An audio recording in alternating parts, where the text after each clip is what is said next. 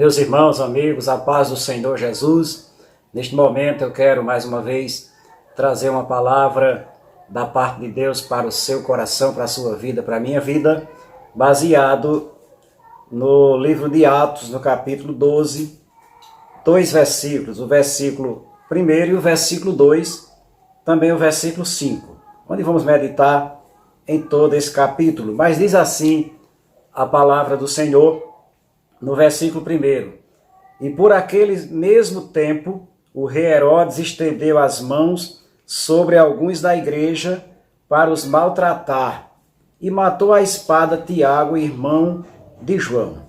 E Pedro, pois era guardado na prisão, mas a igreja fazia contínua oração por ele a Deus. Muito bem, nesse capítulo de Atos 12, nós vemos aqui o cuidado de Deus com os seus, como Deus cuida dos seus filhos, sendo que a uns Deus dá o livramento imediato de todas as coisas, e a outros Deus permite que coisas aconteçam na vida deles, vindo até a morte, porque Deus tem plano na vida de cada um de nós, na minha e na sua vida.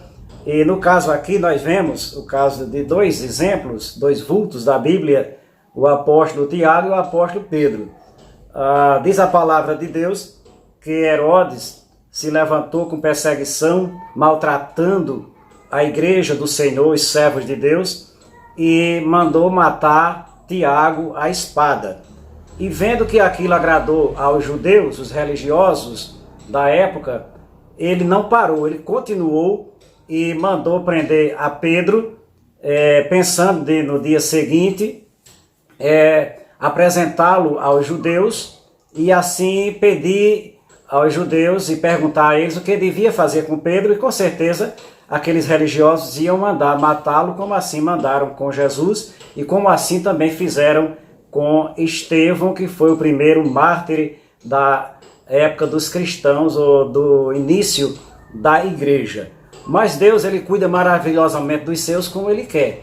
E aqui nós vemos que Tiago foi morto à espada, mas o mesmo Deus que permitiu que Tiago fosse morto à espada por Herodes, foi o mesmo Deus que protegeu, guardou e livrou Pedro da prisão. Ora, Herodes trancou Pedro na prisão e mandou que 16 soldados guardassem aquele homem na prisão, mas uma coisa Herodes não sabia, que a igreja do Senhor, o povo de Deus, fala em oração com Deus que tudo vê, tudo pode e tudo faz. E a quem ele quer dar o livramento e a quem ele não quer dar o livramento, que chegou o tempo, ele guarda. Mas o importante, meus amados, é a permanência na fé, a perseverança na fé. Louvado seja o nome do Senhor. A igreja fazia contínua oração pelo irmão Pedro, e Deus atendendo à oração, porque Deus atende ao clamor dos seus filhos, àqueles que buscam, àqueles que perseveram,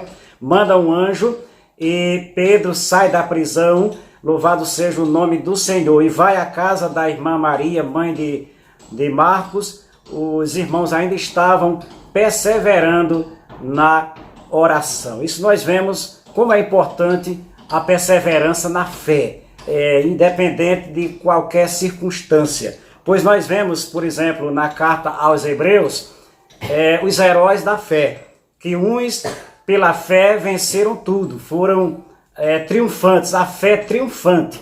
Outros, pela mesma fé, não triunfaram sobre os problemas aqui na vida, mas pela mesma fé eles foram perseverantes. Os triunfantes pela fé venceram reinos, apagaram a força do fogo, diz a Bíblia, e fecharam a boca dos leões, colocaram em fuga os exércitos. E outros, pela mesma fé, a fé perseverante, eles sofreram escárnios, foram apedrejados, mortos, cerrados, diz a palavra do Senhor.